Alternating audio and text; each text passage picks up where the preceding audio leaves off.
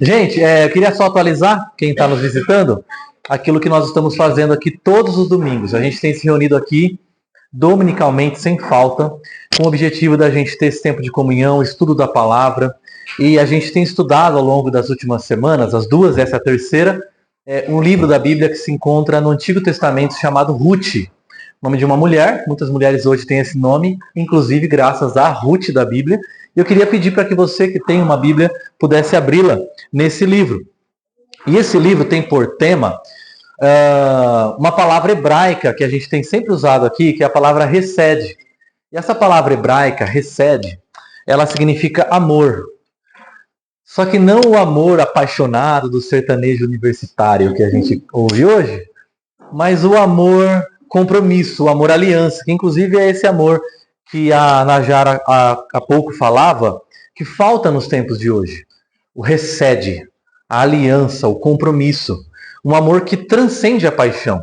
Um amor que, quando acaba a paixão, ele permanece. Um amor que sustenta as relações até o fim.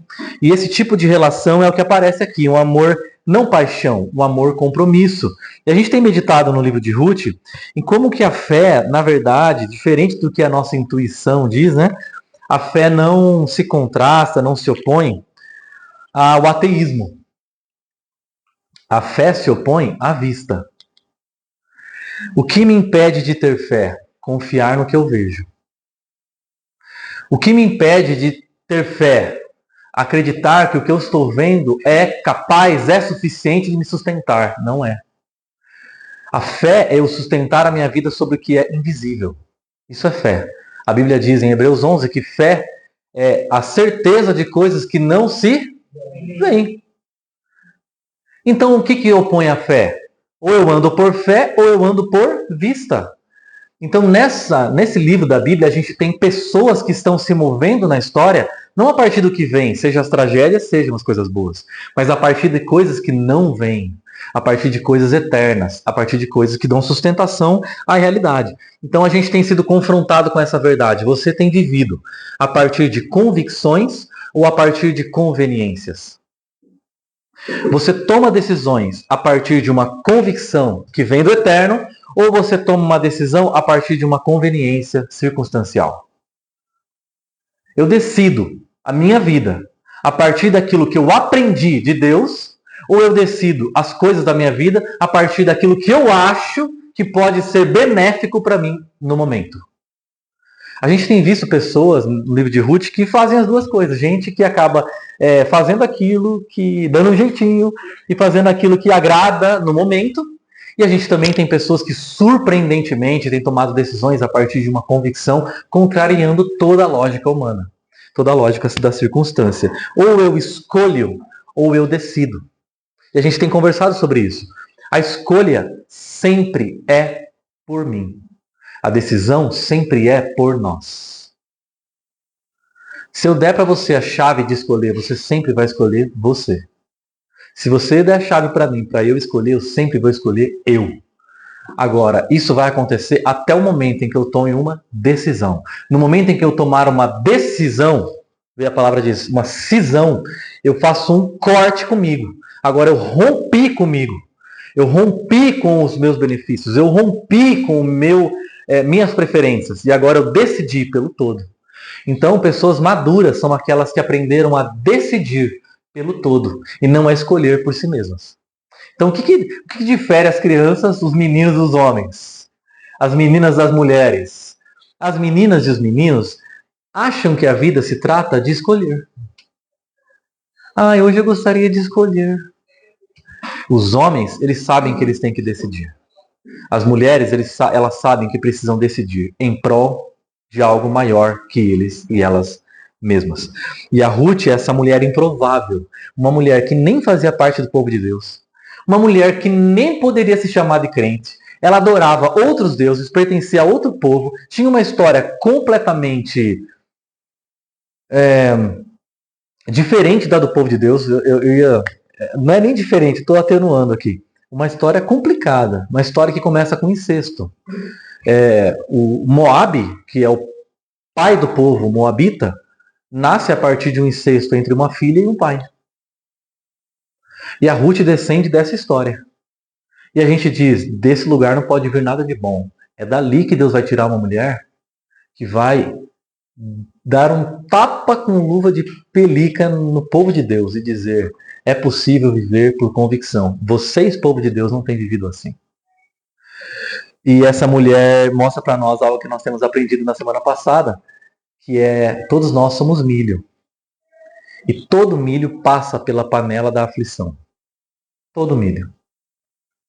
E quando vem a panela da aflição, da dor, da angústia e da dificuldade, esse milho sai de lá ou pipoca, macio, leve, capaz de dar alegria, perdão e graça sobre outros, ou ele sai de lá piruá, duro, pequeno, intransigente, murmurador, reclamador, gente que é intolerante, gente que é ranzinza, gente que parece que a vida foi mais difícil para eles, mas não foi. É difícil para todo mundo, só que aqueles que se tornaram pipoca tomaram uma decisão de olhar para Cristo. E quando olharam para Cristo, viram além da sua dor. O piruá só olha para a dor. Olha o que eu estou sofrendo, olha o que eu sofri, olha como está difícil, olha como está ruim. Por isso permanece sendo piruá. Mas a pipoca, ela passou pela mesma panela, só que ela passou pela panela crescendo, aprendendo, se desenvolvendo. E hoje a gente vai meditar no capítulo 2 de Ruth, que diz assim o texto da palavra de Deus, versículo 1.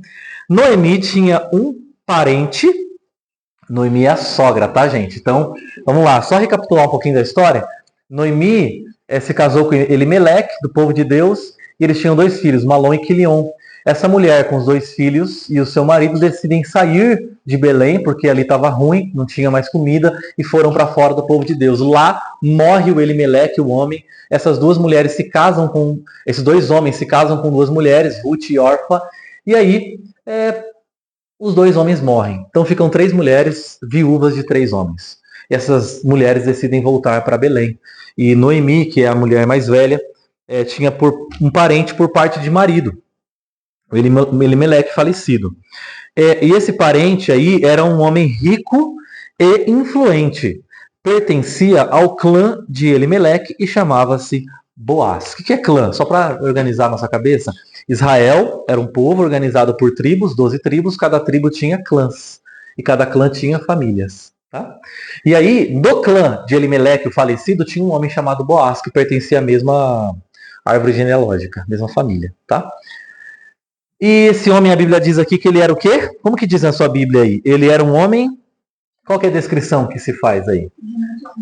Muitos bens. O que mais que diz? Rico, muito importante. Rico, muito importante.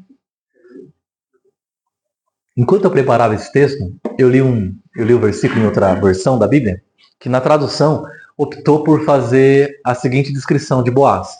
Era um homem de valor.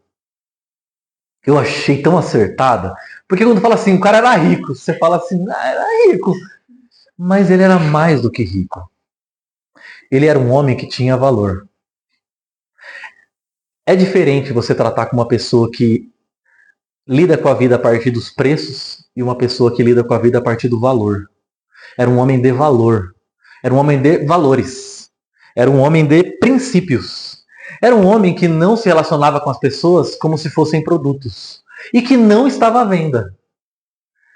Sabe essas pessoas que parecem? Não sei, eu tenho impressão, gente. Uma vez eu vi isso sobre o Instagram, sabe? No documentário. Não é que o Instagram seja totalmente ruim do demônio, não. É só um pouco. Mas, ó, no documentário, os criadores lá do Instagram, do Facebook, diziam assim, que o Instagram, ou as redes sociais em geral, né? São a única empresa que trata os seus clientes a partir do nome usuário, a não ser drogas. Você é um usuário, não é?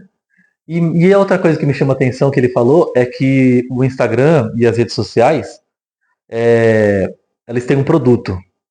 E quando o produto não é uma coisa, o que está à venda são pessoas. Então você vale tanto quantos likes você tem.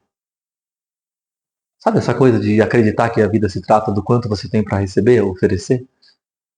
E o valor de uma pessoa está atrelado ao que ela tem, ao que ela parece, ao que ela possui, ao quão rica, influente, tem status, sabe esse tipo de coisa? Ser um homem de valor, Boaz, era um homem que não se relacionava com os outros a partir dessas coisas tão superficiais como a aparência, status, curtidas, seguidores e dinheiro.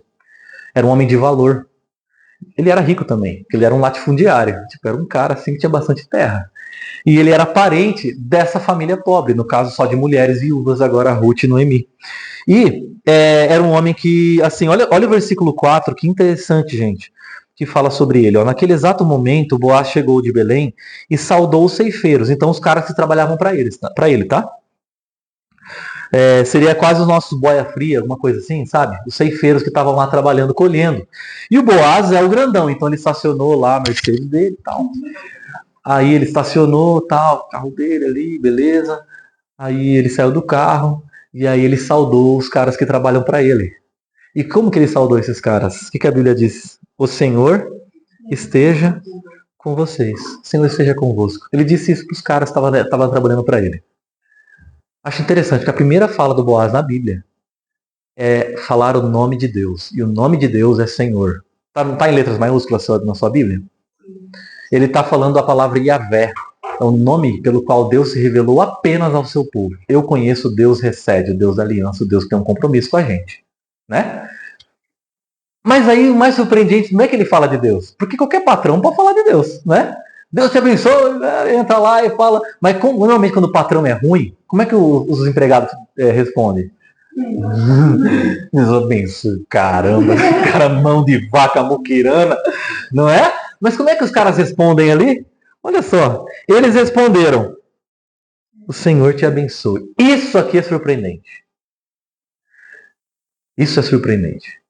Porque quando o empregado elogia o patrão, aí você tem um patrão diferenciado. Entendeu? Quando o empregado está falando assim, Deus te abençoe, olha, chegou o Boaz, esse cara que eu gosto dele. Quando os empregados elogiam o patrão, é porque esse patrão ele tem um testemunho diferenciado no dia a dia. Eu não quis aparecer naquele dia, porque estava filmando. Não, ele era assim no dia a dia. Era como ele tratava os funcionários dele. Ele era um cara de valor. Ele não tratava as pessoas segundo o que elas pareciam. Ele tratava o boia fria, o ceifeiro, o trabalhador ali do mesmo jeito que ele trata qualquer um fora dali. Porque ele era um cara de princípio, de valor. Não um cara de preços. E é interessante, gente, porque eu acho impressionante como que o dinheiro ele tem a capacidade de resolver qualquer coisa na sua vida. Isso é verdade, tá? Qualquer situação que você está vivendo aí, o dinheiro pode resolver. Só que o dinheiro ele não pode te redimir. Ele só pode te corromper. O que é que pode nos redimir? Quando nós passamos a amar pessoas mais do que dinheiro. Pessoas que amam dinheiro mais do que pessoas se corrompem. Pessoas que amam pessoas mais do que dinheiro são redimidas. Então nós vivemos num tempo em que as pessoas estão amando dinheiro tanto, estão se corrompendo a tal ponto em que elas perderam toda a sensibilidade. Porque a Bíblia diz, qual que é o pior dos males? O amor ao dinheiro. Qual é a pior coisa que pode acontecer com o ser humano? Ele amar o dinheiro a ponto de ele só ver coisa e perder a noção de gente. Só ama dinheiro. Só se relaciona com quem pode ter algum tipo de benefício em retorno. E o dinheiro, gente, ele só pode fazer isso, só pode corromper. E isso que eu acho impressionante do Boaz, isso vai se mostrar verdadeiro daqui a pouco. Olha só, versículo 2. Ruth, a Moabita, então, ó, sempre lembrando a gente que ela não pertencia ao povo de Deus. Disse a Noemi. O que a Ruth disse? Deixe-me ir ao campo e apanhar espigas atrás da terra que me favorecer. Deixa eu ir ao campo colher espigas. Ela decidiu se mover. E qual é a decisão, gente? Qual que é a decisão mais difícil e mais necessária que todo mundo tem que tomar? Eu e você precisamos tomar. A decisão de sermos responsáveis. Nós temos duas mulheres aqui enlutadas, duas mulheres de luto. Duas mulheres que perderam o marido, duas mulheres que não têm esperança. Uma delas se levanta e diz: eu vou para o campo colher espiga. No campo daquele que deixar eu colher espiga. Eu vou lá pegar a espiga no campo. Eu vou lá colher no campo, que sobrar, o que cair, eu vou catar do chão. E essa mulher toma uma decisão. Qual decisão? Eu vou cuidar de nós. Eu vou me responsabilizar por você. Eu vou me responsabilizar pela nossa situação. Então, qual que é a diferença, gente, dessas pessoas? As duas estavam passando pelo luto. As duas passaram por perdas. As duas estavam vivendo uma situação dramática onde não se tinha nenhuma saída. Mas uma delas se levanta e decide colher espigas. A gente tem uma decisão a tomar diante da tragédia. Ou a gente vai ficar remoendo as coisas erradas que nos aconteceram, ou a gente vai se levantar e fazer aquilo que dá para fazer. Ou a gente vai se levantar e falar assim, é o seguinte, eu vou levantar aqui e vou colher espiga. Provavelmente ela falou isso depois da Noemi estar reclamando pela 10ª vez que estava ruim. Não, dá licença, eu vou colher espiga. E ela tomou uma decisão, porque ela se viu como uma pessoa responsável. Então, qual é a decisão que eu e você precisamos tomar? A decisão de ser responsáveis. Presta atenção nisso. O Evangelho não faz vítimas. O Evangelho só faz responsáveis. Jesus na cruz não era vítima. Jesus na cruz era um responsável. Ele não estava lá porque pegaram ele. Ele estava lá porque ele se entregou por nós. Então as pessoas acham que o Evangelho faz a gente vítima. O que você sofreu na sua vida que torna você uma vítima do destino, dos acontecimentos, das situações do outro, dos erros dos outros, dos pecados dos outros, das falhas dos outros? Enquanto você se vê como vítima, você não tem salvação. Porque você vai ficar ali só dizendo o quanto você foi comprometido, o quanto não deu certo, vai ficar murmurando a sua situação. A sua situação, o Evangelho, quando ele nos encontra, o que ele faz com a gente? Ele nos torna pessoas responsáveis. O Evangelho, a fé cristã não é mágica. A fé cristã é ética. Nós não nos tornamos discípulos de Jesus para ver se ele resolve o nosso problema magicamente. Nós nos tornamos discípulos de Jesus para aprender a lidar com as dificuldades da vida e ajudar aqueles que estão caídos. Nos responsabilizar pelas pessoas à nossa volta. Essa é a diferença, gente, entre o pecado e a iniquidade. Sabe qual que é a diferença entre... Já ouviu essa palavra? Iniquidade? A palavra pecado quer dizer erro. Erro. Sabe? Erro que a gente comete. Erro como mentira. Pecado é traição. Pecado é roubar. Pecado é matar. Pecado. Mas sabe o que é iniquidade? Iniquidade é o direito de quem se acha merecedor. Qual que é o problema entre o pecado e a iniquidade? É que o pecador, ele reconhece que ele precisa de salvação. O iníquo, não. Ele está cheio de direito. E é isso que impede ele de reconhecer que ele precisa ser responsável. Porque ele não se vê responsável pelo outro. Lembra do filho mais velho, do filho mais novo, da parábola do filho pródigo? O irmão dele está em pecado. Aí o irmão dele volta da vida de pecado, o que ele faz? Esse teu filho, ele fala para o pai. Ele não diz assim, o meu irmão. Ele não levantou a bunda dele da casa dele e foi atrás do irmão. Ele ficou lá reclamando que o irmão gastou o dinheiro do pai dele. Quem está cheio de pecado? O irmão mais novo. Mas quem está cheio de iniquidade? O mais velho. Por quê? Ele está cheio de direito. E esse direito impede ele de ouvir o pai. E esse direito impede ele de ser responsável. Sabe o que é ser responsável? Ser resposta. A mesma origem da palavra. Ser resposta às necessidades do outro. Ser resposta aos clamores do outro. Ser resposta às dificuldades do outro. Ser resposta aos problemas do outro. O problema nosso, gente, é que quando a gente tem um coração cheio de iniquidade, a gente olha para quem viveu uma vida de pecado e diz assim para ele: também, né? Você viu o que você fez? Você é mais que merece.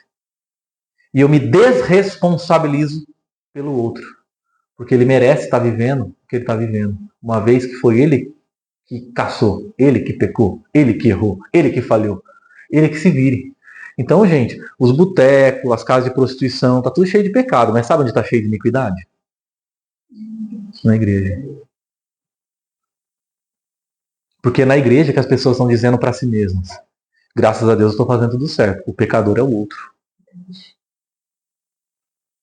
E é onde as pessoas menos assumem a responsabilidade pelo problema do outro. De quem são os problemas de Araraquara? Da igreja. Ela que foi chamada para ser responsável. É nosso, é. O problema é nosso. O problema das pessoas à nossa volta é nosso. Sabe qual é a maior dificuldade? A gente sempre tem alguém para culpar. Ou o governo, ou quem foi lá e fez coisa errada. Mas a gente nunca assume a responsabilidade. E essa é a maior dificuldade nossa. A Ruth, ela transcende isso, porque no momento de maior vulnerabilidade, tristeza, dificuldade dela, ela decide se colocar em pé e dizer: vou colher espigas e vou cuidar da gente. O que está ao meu alcance fazer, eu vou fazer agora. E olha só o que acontece com uma pessoa que faz isso. Olha o versículo 3. Então ela foi e começou a colher espigas atrás dos ceifeiros. Casualmente, entrou justo na parte da plantação que pertencia a Boaz, que era do clã de Elimeleque, o sogro dela. Naquele exato momento, chegou Boaz de Belém e saudou os ceifeiros, e ela viu aquela cena. Então, quando a gente decide ser responsável, parece que os planetas se alinham para uma missão que a gente colocou no coração. Eu vou deixar de escolher para mim. Eu vou passar a ser responsável pela situação à minha volta. Já viu aquele versículo? O crente ama citar esse versículo que diz assim, ó: eu nunca vi o justo mendigar o pão. Qual que é o problema desse texto que é na nossa interpretação? A gente diz assim: eu nunca vi o justo passar fome. O crente nunca vai passar fome, então passar fome eu nunca vou. Só que não é isso que o texto está dizendo. Eu nunca vi o justo. A Bíblia não fala crente. Ela diz o justo, porque o justo é aquele que reparte. Justo é aquele que se responsabiliza. Justo é aquele que toma o que tem e compartilha. Esse é o justo da Bíblia. Então, o que a Bíblia está dizendo é: eu nunca vi aquele que é justo ter falta daquilo que ele precisa para repartir.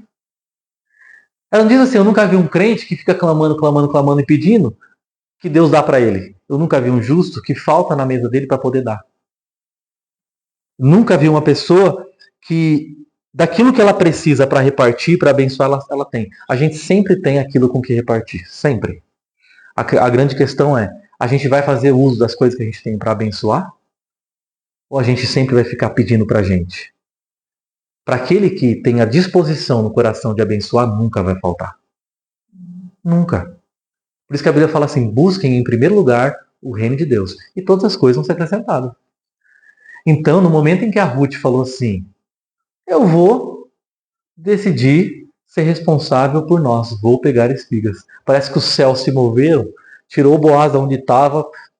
Era o momento, gente, porque ela chegou no exato momento da época da colheita. Elas se mudaram, que era a época de mais ou menos março, abril. Elas chegaram na época certa da colheita. Ela entrou no campo certo, que era o campo do Boaz, e naquele momento o Boaz chegou. Ou seja, tudo estava alinhado para aquele encontro, para aquele momento. As circunstâncias estavam alinhadas, porque ela decidiu ser responsável. Isso é muito sério, porque, gente, a maior... às vezes a gente está tão preocupado com a gente que a gente fica orando e pedindo para Deus resolver os nossos problemas. Se a gente simplesmente tomasse a decisão de ser responsável por alguém, Deus iria dar tudo que a gente precisa para abençoar as pessoas à nossa volta. Quando eu e a Valéria chegamos aqui em dezembro do ano passado, a gente chegou assim numa situação completamente vulnerável. Eu me lembro que com uma mão na frente e outra atrás, assim, né? E aí eu me lembro que quando a gente encontrou a Nath, a Valéria mandou o currículo dela e em uma semana a Valéria conseguiu um trabalho. Eu lembro que eu encontrei a Simone lá da escola e quando ela me encontrou, ela falou assim, você tá por aqui? Eu falei, tô, né, mas é meio que permanente. Ela falou assim, então você vai trabalhar comigo.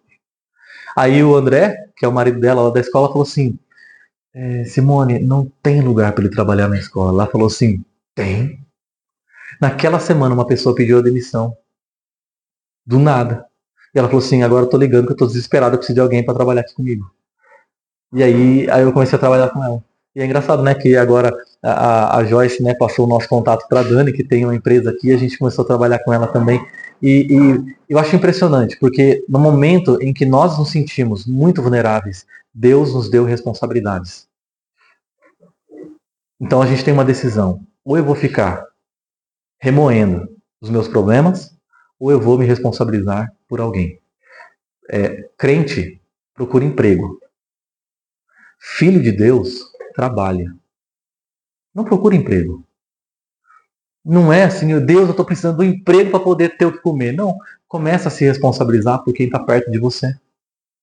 Começa a se responsabilizar por quem está à sua volta. Porque emprego é mente de escravo. Trabalho é mente de filho de Deus. Filho de Deus não fica procurando emprego. Filho de Deus trabalha. Sabe por que trabalha? Porque Jesus disse assim, não, meu pai trabalha até hoje. Se você fosse Deus, você trabalharia? Você tem um monte de anjaiada lá, sua disposição, você levanta o dedo, os anjos já estão com suco de laranja na sua mão, já está tudo certinho ali. Aí você fala assim, não, eu vou trabalhar. E o pai de Jesus trabalha. E Jesus falou, meu pai trabalha, eu também trabalho, porque eu sou filho. Então Jesus não veio em busca de algo que ele não tinha. Isso é emprego. Emprego é eu ir atrás de alguma coisa que eu não tenho. Trabalho é eu desenvolver o que eu recebi do pai. Deus me deu o dom de ensinar. Então o que eu vou fazer? Desenvolver. Deus te deu o dom de jogar, de ensinar, de cuidar, de amparar. Deus te deu o dom do quê? Desenvolva. Porque isso é desfrutar da mentalidade de Deus. A Ruth levantou e falou assim, eu não tenho nada, só tenho a roupa do corpo. Mas sabe o que eu vou fazer? Colher espiga. E colheu espiga. Acabou. E Deus parece que fez tudo acontecer para que desse certo. E ela calhou aonde ela tinha que calhar. Olha lá o versículo 5. Boaz, olha lá, o Boaz viu a Ruth. Boaz perguntou ao capataz dos ceifeiros, a quem pertence aquela moça? Então se encontraram ali. O capataz respondeu. Então o capataz é o... Como é que fala? É o encarregado. É o encarregado. O capataz respondeu, é uma moabita que voltou de Moabe com Noemi. Ela me pediu que a deixasse recolher e juntar espigas com os feixes após os ceifeiros. Ela chegou cedo e está em pé. Até agora, só sentou-se um pouco no abrigo. Disse então Boaz a Ruth, ouça bem, minha filha, não vá colher noutra lavoura, nem se afaste daqui. Fique com as minhas servas. Preste atenção onde os homens estão ceifando e vá atrás das moças que vão colher. Darei ordem aos rapazes para que não toquem em você. Quando tiver sede, beba da água dos potes que os rapazes encheram. Acho interessante porque o que você acha que Boaz viu quando olhou para Ruth? Boaz chegou, tá lá todos os trabalhadores dele lá, e ele chegou, vem cá, encarregado, quem que é aquela moça ali? Você acha que ele viu uma moça perfumada, arrumada, toda decorada, trabalhada, maquiada? Ou você acha que ele viu aquelas moças, sabe quando aquelas moças que vão colher, que tá com uma calça com a saia, já viu já? Uma bota, um chapéu, um lenço, preocupada com uma única coisa, eu preciso cuidar da minha sogra. Só isso. E, de alguma maneira, ela chama a atenção dele. E é engraçado porque ele não se ocupa tanto, ou não se ocupou tanto nesse momento com a aparência. O que chamou a atenção de Boaz? A essência dela. O que chamou a atenção de Boaz em Ruth? Não foi que ela estava toda elegante, desfilando no meio dos ceifeiros. É que ela era uma mulher responsável. Quando ele falou assim para ela, essa aqui é a Moabita, chegou e até agora não para de trabalhar. Tá colhendo espiga, pediu para mim, aí eu deixei ela, tá aí até agora. De pé, colhendo espiga e não para.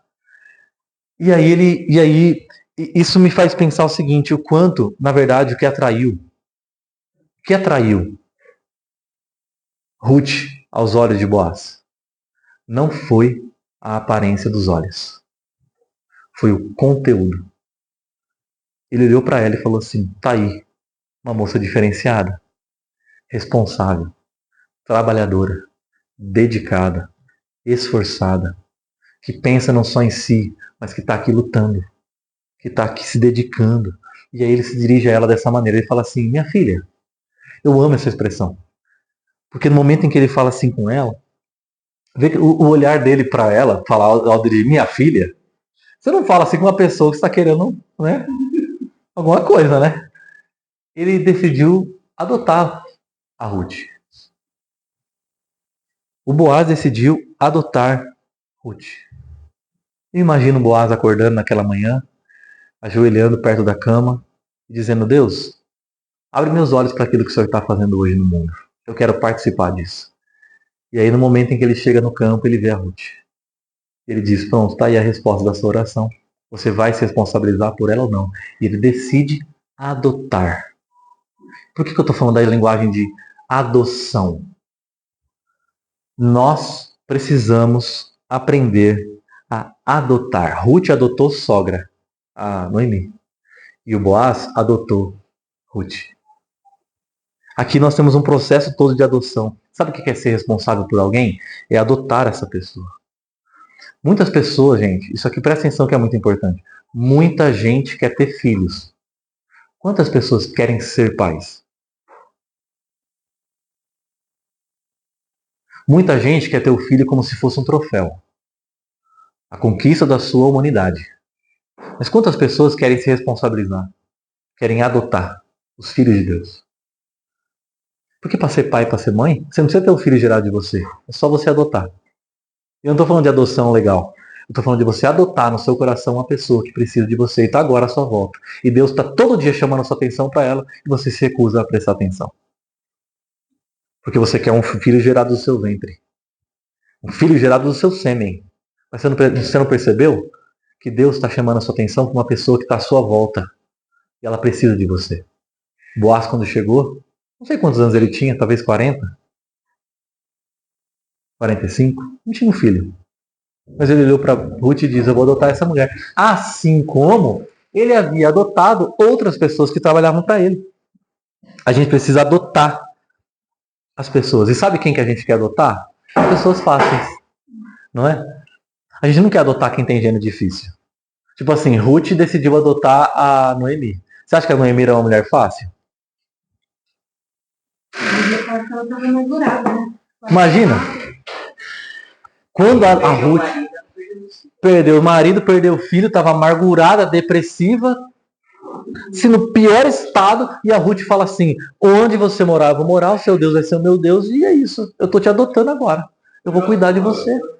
Então, a sogra. Não, você quer ver uma expressão de amor da Bíblia bonita, é da nora pela sogra. É da nora pela sogra. Ela adotou a sogra dela. Ela disse assim, não importa o que acontecer, eu vou cuidar de você. Ah, mas eu não vou mais te dar filho. Não importa. Eu não tô importando com você porque você tem um filho para me dar. Eu me importo com a sua vida pelo que você é. E quando Boaz toma consciência dessa história, ele fala assim, rapaz, essa mulher é diferenciada, eu vou adotar ela. E ele decide adotá-la. Percebe como a gente tem aqui história de pessoas que adotam umas às outras, independente daquilo que elas possam receber em troca? Noemi não tinha nada para dar em troca para Ruth. E a Ruth não tinha nada para dar em troca para Boaz. Se você batesse o olho na Ruth, você ia falar assim, essa mulher não tem onde cair morta. Moabita, pobre, estrangeira, viúva. Tudo que você pode imaginar de ruim numa mulher só. Colhendo espiga atrás dos caras. E aí ele decide adotar. Lembra que na Bíblia o Paulo, o apóstolo, decidiu adotar Timóteo? Menino para quem você não dava nada. A gente às vezes fala Timóteo, nossa, eles são grandes. Não, é um menino mesmo. Paulo não era casado. E Paulo decidiu adotar um menino. Escreveu cartas que a gente tem até hoje na Bíblia. Meu filho Timóteo. A pergunta é, quem você decidiu adotar? Eu tive uma conversa esses dias com o Humberto, ele não veio hoje. Ele falou assim pra mim, mandou um WhatsApp. Seguinte, as 2 próximas semanas eu não vou estar aí. Eu falei, rapaz, vai fazer falta, hein? Aí ele disse assim, não, é só 2 ovelhas, 2% de 98. Eu falei assim, não, eu não tenho ovelha. A partir do momento que a pessoa senta aqui, ela se torna um pastor. Aí ele disse assim, brincando, né? Muitos caciques nem um índio, né? Aí eu disse assim pra ele, não, os índios estão todos espalhados por aí, vocês têm que ir atrás. A partir do momento que você sentou aqui, você aprendeu que você é responsável e você é pastor. De quem? Das ovelhas. Cadê as ovelhas? Tá cheio por aí. Basta você pastorear. Você está em contato com elas todos os dias. Você está em contato com ela todos os dias. Basta você decidir pastorear. Começa orando por elas. Não é você chegar lá e ficar querendo pregar o evangelho para elas, não. É você falar qual que é a sua dificuldade. Estou aqui para tentar te ajudar. Vamos caminhar junto. Você está com ela todo dia mesmo? Ajuda. Se responsabiliza. Pastoreia pessoas. Esse é o chamado de Deus para a gente. Aí o texto continua. 10. Ela inclinou-se, prostrada com o rosto em terra, e exclamou: Por que achei favor aos seus olhos a ponto de o Senhor se importar comigo, uma estrangeira? Boaz respondeu: Olha só a resposta dele. Contaram-me tudo o que você tem feito por sua sogra depois que você perdeu seu marido, como deixou seu pai, sua mãe, sua terra natal, para viver com um povo que você não conhecia bem. O Senhor retribua a você o que você tem feito, que seja ricamente recompensada pelo Senhor, o Deus de Israel, sob cujas asas você veio buscar refúgio. Sabe como que Boaz se apaixonou por Ruth?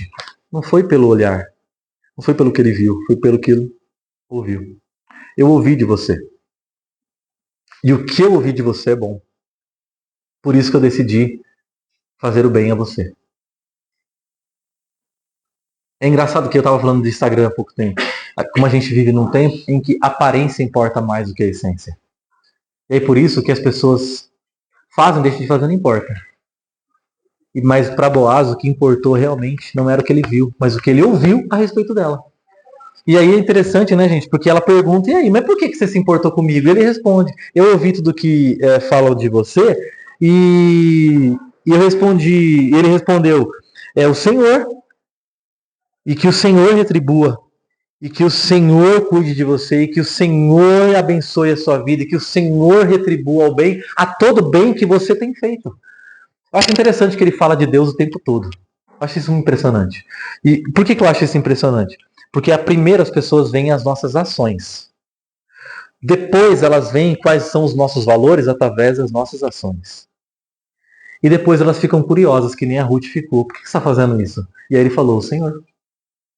E a gente mostra o Deus por trás dos nossos valores.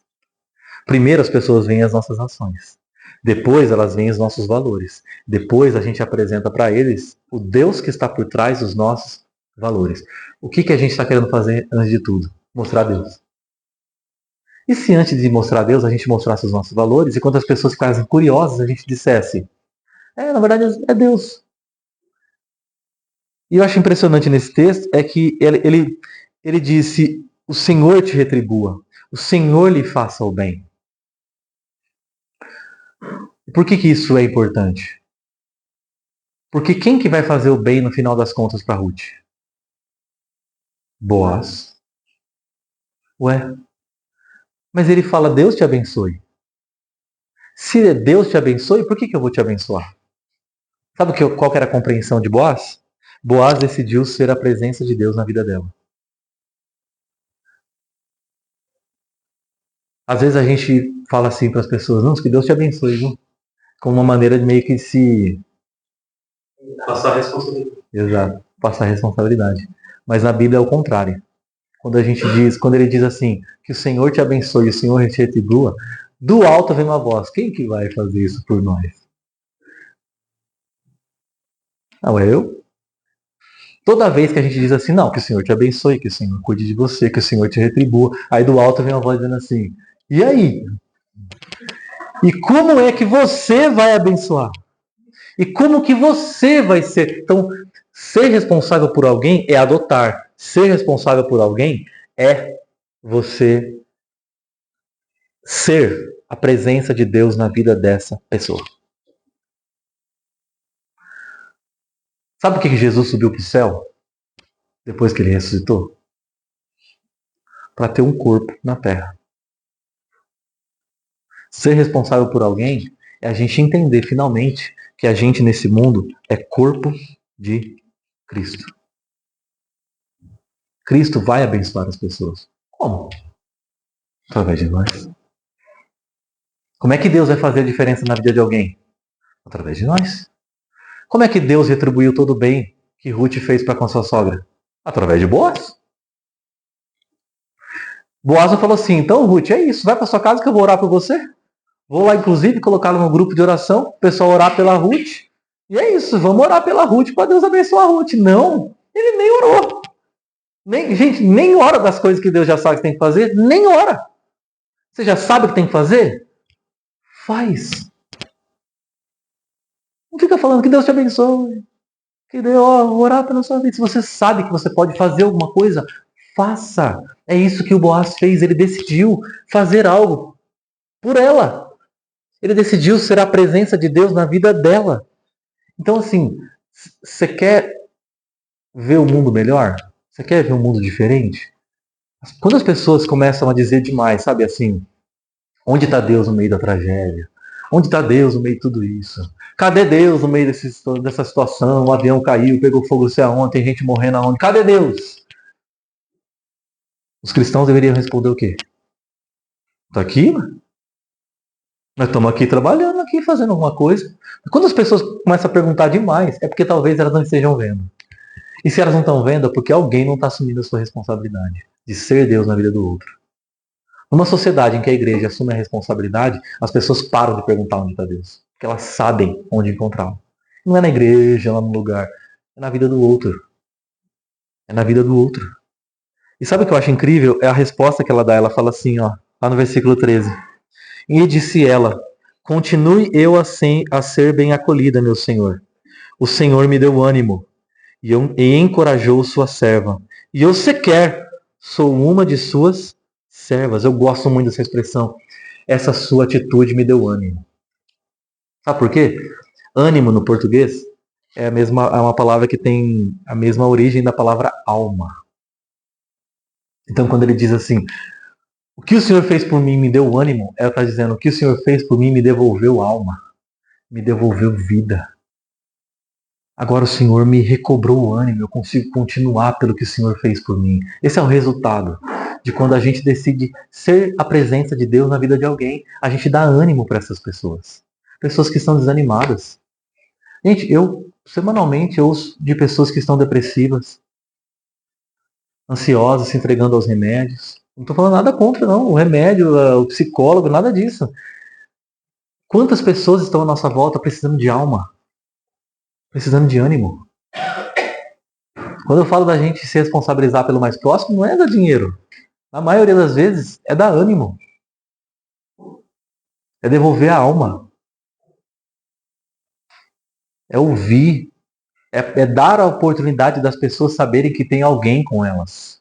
E que há uma pessoa com quem elas podem contar. Naquele momento, a Ruth falou, eu não estou sozinha nesse mundo. Tem um Deus que olha por mim. E eu sei, sabe por que eu sei que tem um Deus que olha por mim? Por causa de você, Boaz. Quando a igreja, quando as pessoas à nossa volta vão dizer, nossa, tem um Deus que olha por mim, sabe por quê? Por causa da sua vida. Deus colocou um anjo na minha vida, você. É isso que as pessoas precisam falar mais à medida que a gente se aproxima delas. Por isso que eu vivo falando, gente, sim, eu acho muito legal quando a gente convida pessoas para estarem junto conosco aqui. E convidem mesmo. Só que, mais importante do que isso, não é a gente falar, então, Ruth, vai na minha igreja. É dizer, Ruth, eu estou aqui sendo igreja na sua vida. Entendeu a diferença? Eu não estou falando que você não tem que convidar a Ruth para vir na igreja. Estou só falando que mais do que convidar ela para vir para a igreja, é a gente ser Boaz na vida delas. Quantas Ruths não estão por aí colhendo espiga, atrás do ceifeiro, trabalhando, se matando, dedicando. Não tem um Boaz para chegar nela e falar assim, eu estou junto com você, eu vi o seu trabalho. Eu vi a sua dedicação. E ser igreja na vida do outro. O chamado da igreja não é para a gente se ajuntar. O chamado da igreja é para a gente se espalhar. A gente só vem aqui aprender, relembrar o que é ser igreja. Para ser igreja na vida do outro. Porque ser igreja não é domingo. Ser igreja todo dia. É uma vivência. Uma vivência. Para encerrar. Vamos lá. 14 diz assim. Na hora da refeição, Boaz lhe disse, venha cá, pegue um pedaço de pão. Agora é a hora do almoço aqui, ou talvez final de tarde, não sei. Molhe no vinagre. Quando ela se sentou junto aos ceifeiros, Boaz lhe ofereceu grãos tostados. Ela comeu até ficar satisfeita e ainda sobrou. Quando ela se levantou para recolher espigas, Boaz deu estas ordens a seus servos. Olha o que ele falou para os empregados dele.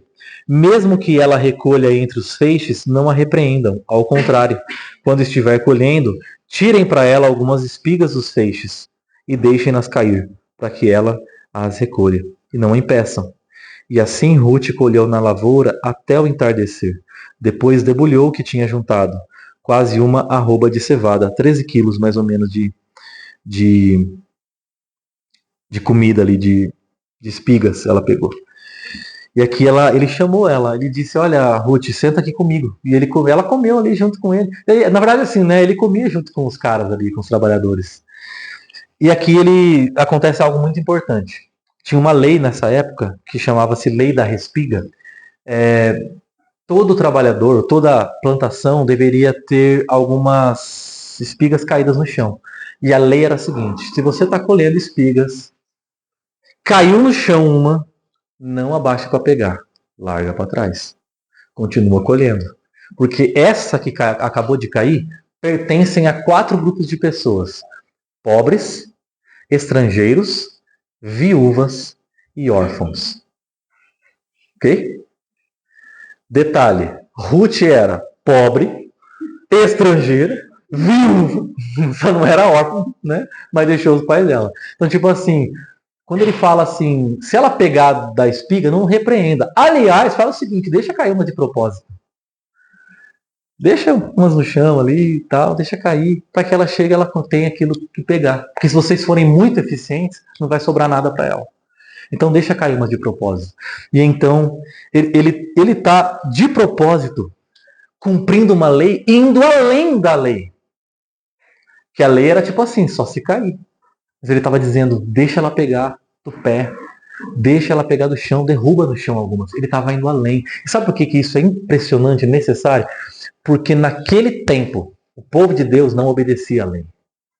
E ele estava indo além da lei. Isso para nós é muito sério. No tempo dos juízes, os próprios juízes não obedeciam à lei. No tempo dos juízes tinha um cara chamado Sansão. Sansão tinha um dom, ele era muito forte.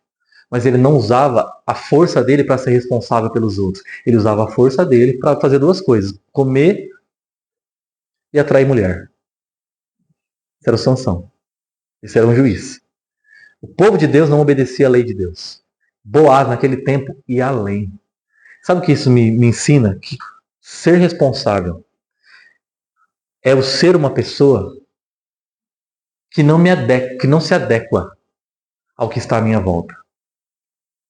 Mas todo mundo está fazendo assim. Mas todo mundo, como dizia a nossa mãe, né? Você não é todo mundo. Você não é todo mundo. Né? E o Boaz não era todo mundo. Todo mundo naquele tempo fazia o contrário.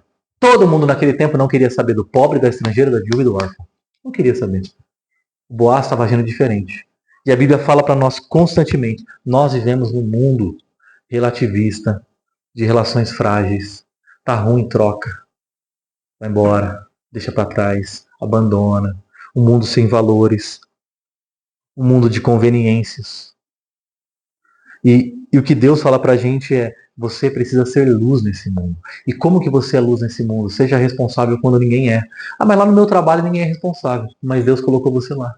Eu acho impressionante. Eu conversava com muito jovem que dizia assim: na minha sala de aula não tem nenhum cristão. Eu dizia assim: mas quem que é você então?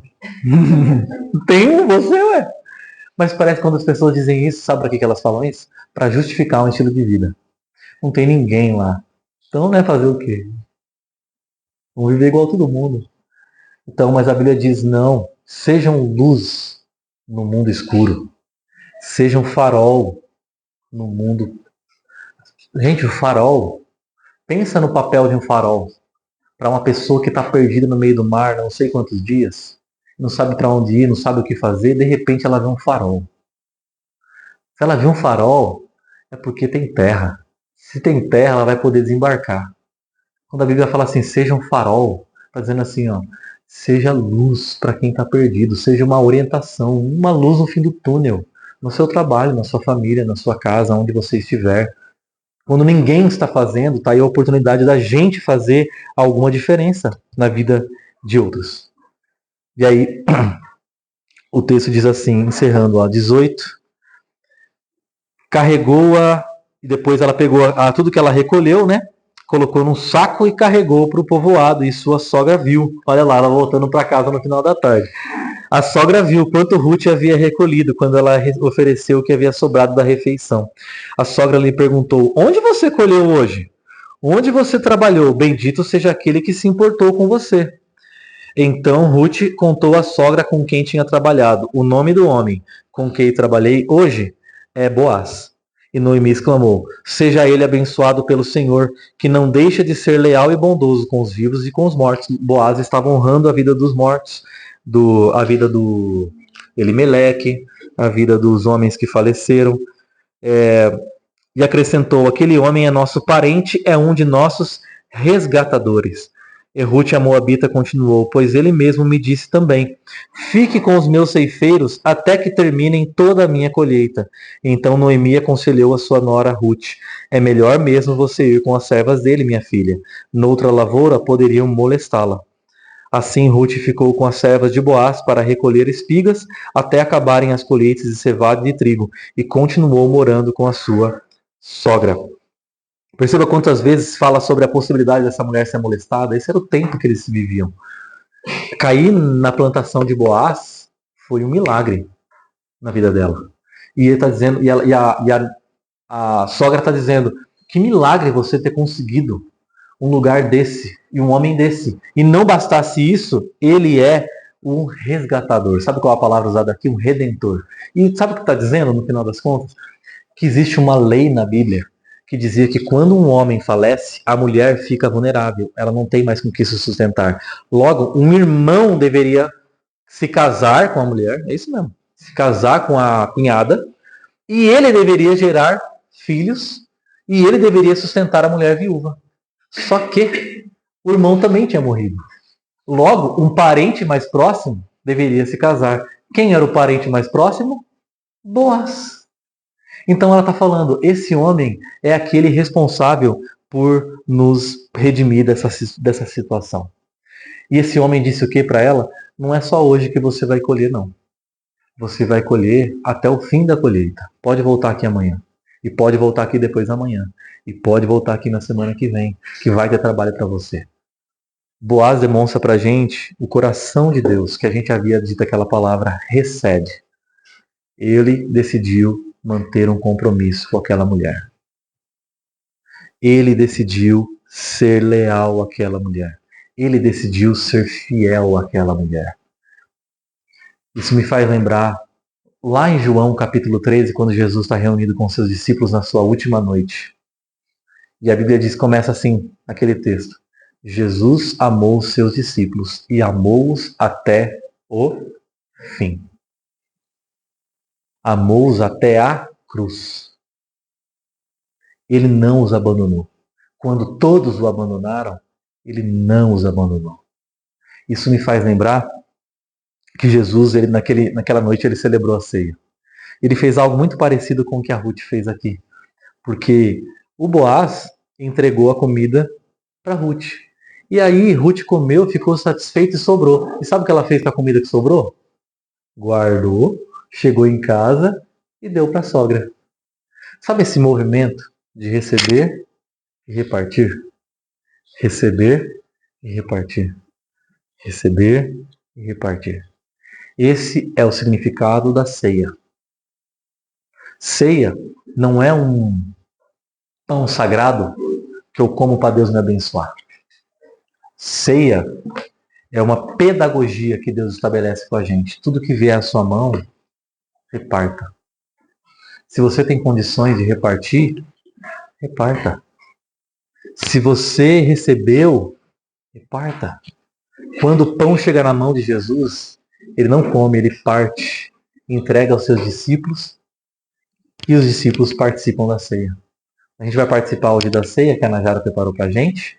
Aliás, a Najara tem tido esse compromisso quinzenalmente de preparar a ceia para nós. E essa ceia representa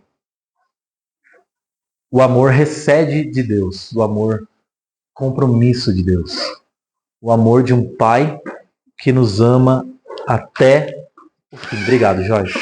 Obrigado, viu? O amor de um pai que nos ama até o fim. Toda vez que a gente olha para esse pão, a gente está sendo lembrado de algo. Isso que a gente cantou hoje aqui. O teu amor não falha. O amor de Deus não falha. O amor de Deus permanece até o fim. Participar da ceia do Senhor é dizer: Deus, eu aprendi a ser como Cristo. Eu estou aprendendo a ser como Cristo. Eu sou um seguidor de Cristo.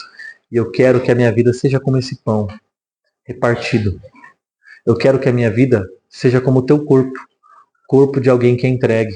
O corpo de alguém que reparte. O corpo de alguém que abençoa. Sabe por que cristãos participam da ceia? Para dizer o seguinte: a gente participa da ceia para dizer: este corpo... Oi, criançada. Esse corpo está sendo partido e entregue a nós, para que nós sejamos corpo partido ao mundo. Esse corpo está sendo partido e derramado, entregue a mim, entregue a você, para que eu e você possamos ser um corpo entregue aos outros durante a semana. Então é por isso que a gente participa da ceia. Não é para a gente só ser abençoado como crentes, mas para que a gente possa ter o que repartir com quem está à nossa volta. Eu oro para que essa mensagem persiga você ao longo da semana. E onde você for, você possa ser um responsável pela situação que foi colocada diante de você, pelas pessoas que Deus colocar debaixo de você. Amém? Na noite em que Jesus foi traído, ele tomou o pão e ele disse: este é o meu corpo que é dado em favor de vocês. E ele partiu o pão, deu graças e partiu o pão, e entregou o pão aos seus discípulos. E os seus discípulos repartiram uns com os outros. Eu quero convidar a fazer o mesmo, você a fazer o mesmo. Tome o pão, pegue um pedaço e reparta com quem está à sua volta.